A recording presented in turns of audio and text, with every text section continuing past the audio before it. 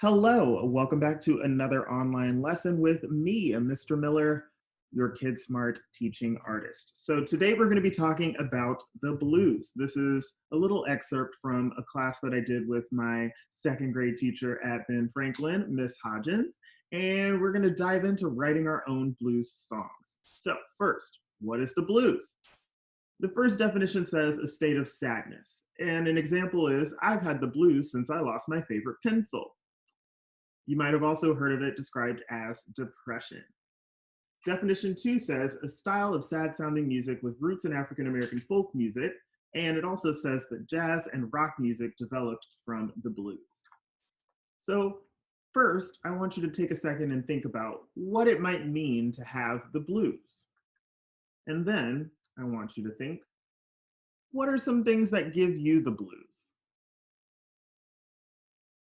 You can pause the video for a second to answer those questions, and then when you're ready to move on, press play.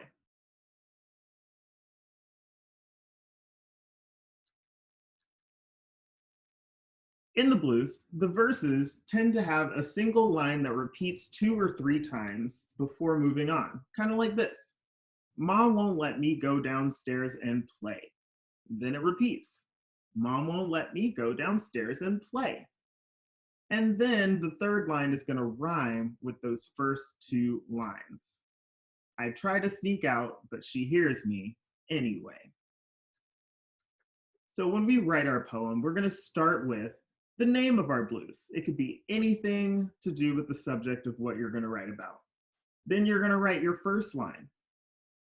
Once you've written the first line, you get to the second part, which is the easiest part because you just write the second line, same as the first.